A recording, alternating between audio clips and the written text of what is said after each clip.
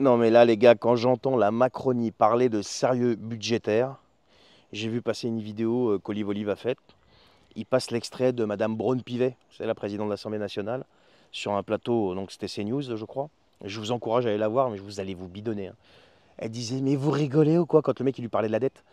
Nous sommes le sérieux budgétaire. Alors, partagez cette vidéo s'il vous plaît, je compte sur vous parce que là on va décortiquer un petit peu le sérieux budgétaire, hein. Vous savez très bien ce que je fais moi, je vais chercher vraiment le réel. Tout le blabla médiatique là à 2 balles là je m'en fous. Moi ce que je fais c'est que je vais aller creuser un petit peu les chiffres.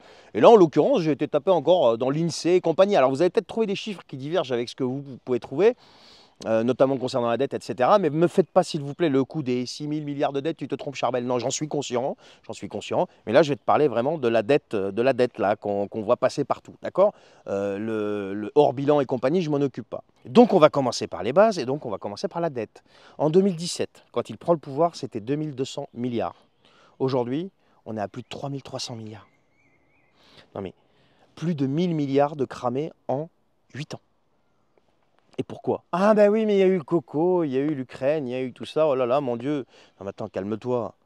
On n'a même pas un hôpital en plus. Et l'état de l'armée, je te raconte pas, quoi. Non mais attends, le mec, il y a 8 ans qu'il est arrivé au pouvoir, c'était pas là.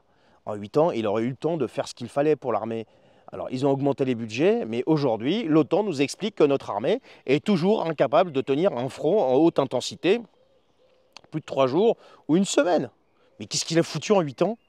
Bah, la réponse est rien, juste filer du fric à Bruxelles, ça c'est sûr. L'Ukraine, c'est certain aussi. Cabinet de conseil aussi. Les ONG aussi. Et j'en passe. Après, il y a le déficit. Les gens du sérieux, là. On va parler déficit. On est toujours hors des clous, là. Moins 5,5% cette année. Même la Commission européenne a pitié de nous, quoi. Mais c'est un truc de fou. On se moque de nous. On dépense comme si on avait encore les moyens. Mais on n'a plus rien, on n'a plus que dalle. Sauf des dettes et des promesses en carton. Et des types qui viennent t'expliquer que leur échec, c'est un succès. Mais c'est formidable. Le chômage, tiens. Alors là, le chômage, c'est l'escroquerie de ces 8 dernières années. Ils te disent qu'il baisse, mais c'est complètement faux. Les chiffres sont complètement truqués. Les catégories B, C, D, E explosent. Des millions de gens bossent 8 heures par semaine en intérim, en galère, etc. Mais pour l'INSEE, attention, hein, ils travaillent. Donc ils sortent du chômage. Qu'ils s'en sortent pas, on n'en a rien à foutre. Mais ils sont sortis de France Travail, donc ils bossent. Mais c'est du maquillage, ça, c'est pas du progrès. Et je serais même tenté de dire qu'on se fout de nous.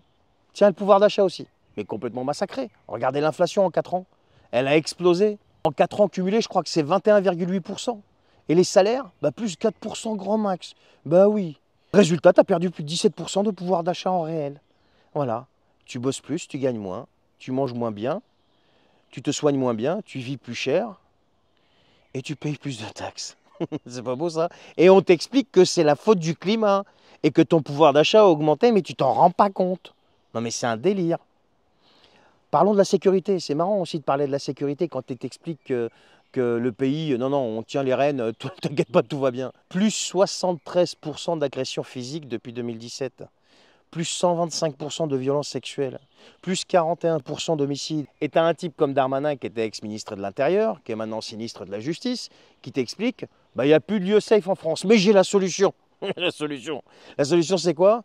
Allez les gars, reconnaissance faciale généralisée. Je veux voir les rétines de tout le monde. Je veux que tout le monde soit fiché là. Non mais il est sérieux lui. Tu crois franchement, GG, qu'un État qui protège plus a encore une légitimité? Mais que dalle, zéro mon gars. Et ça, vous allez le payer aux prochaines élections. Ah, il faut parler de l'école aussi. Ruine totale. On est avant-dernier en mathématiques à l'OCDE, les gars. Oui, la 6e puissance mondiale, ouais, c'est ce qu'on nous explique. T'as des gamins de 12 ans qui savent à peine lire, à peine écrire. Non mais, par contre, on te fait des cours sur le genre, sur l'écologie, sur l'écriture inclusive. Mais la vraie instruction, elle, totalement disparue. Normal, c'est le progressisme. La santé aussi, complètement dépouillée, écrasée. 17 500 lits supprimés, les gars. Des urgences qui ferment, des maternités à 100 bornes. Regardez cette famille là, 400 bornes pour soigner un nourrisson, trouver un hôpital. Non mais, et je te parle même pas quand tu dois faire 2 ou 3 semaines de queue pour un généraliste quand même. Tu as le malheur de choper une bronchite, tu vas voir ton médecin et il t'annonce des rendez-vous à peut-être 15 jours, peut-être des fois 3 semaines. Non mais quand ta bronchite, elle s'est transformée en autre chose quoi. Et t'as même pas intérêt de tomber malade un week-end. Alors là, mais t'es dans une mouise. Et puis il faut parler du sujet qui fâche aussi, tiens, l'immigration. Hors de contrôle, plus 43% de demandes d'asile. Non mais, ça je sais, on n'a plus le droit d'en parler parce que sinon nous sommes des affreux fachos. Ben oui, mais je suis obligé de parler de ses promesses quand même. Le type, il a promis tout le contraire de ce que je vous dis là. Et au final, quand tu prends tout ça, et encore, je reste succinct quand même, bah, tu te retrouves avec une France qui est plus pauvre, qui est plus divisée, qui est plus violente, qui n'est plus du tout safe, comme dirait l'autre, qui est plus soumise à Bruxelles et à Washington qu'en 2017. Non mais, Macron n'a pas été un échec, les gars. Non, c'est pas vrai. On ne peut pas lui attribuer ça. Il a été une catastrophe. Une catastrophe. Il n'a rien réformé, il a déstructuré, il n'a pas gouverné, il a livré le pays à Bruxelles. C'est tout. Il ne laisse pas un pays derrière lui, il laisse un champ de ruines. Alors je veux bien, Madame Braun-Pivet, que vous êtes les gens du sérieux budgétaire. Soit alors moi je suis devenu complètement idiot et je ne sais pas ce que ça veut dire le mot sérieux, j'ai perdu le sens du mot sérieux. Soit alors c'est chez vous qu'il y a un réel problème, Madame Braun-Pivet. Alors par pitié quoi, ayez un petit peu d'humilité. Juste un petit peu d'humilité, pas d'humidité, hein, d'humilité. Je ne vais pas vous demander de l'honnêteté parce que ça dépasse vos compétences. De l'humilité, voilà. Et reconnaissez devant les Français quand même que vous avez échoué quoi. Là, peut-être que vous sauverez un peu l'honneur. Allez, je vous souhaite une bonne journée, les amis. Partagez cette vidéo, s'il vous plaît. Et pour les sources, vous les trouverez en fin de vidéo, comme d'habitude. Et abonnez-vous si vous n'êtes pas abonné. Allez, salut. En matière d'école et de santé, je ne souhaite pas qu'on revienne en arrière ou qu'on reconstruise ce qui a parfois été détricoté. Je souhaite aller à la fois vers plus d'innovation et proposer une évaluation partagée des besoins. Cette évaluation doit être conduite d'ici à la fin de l'année, afin de construire un plan d'action conjoint entre l'État et les territoires. Ce qui est sûr, c'est que les territoires, en particulier les plus ruraux, ne peuvent plus être la variable d'ajustement d'économie. C'est pourquoi, d'ici là, en particulier, il n'y aura plus de fermeture de classes dans les écoles primaires. La première bataille, c'est de loger tout le monde dignement. Je ne veux plus, d'ici la fin de l'année, avoir des femmes et des hommes dans les rues, dans les bois ou perdus.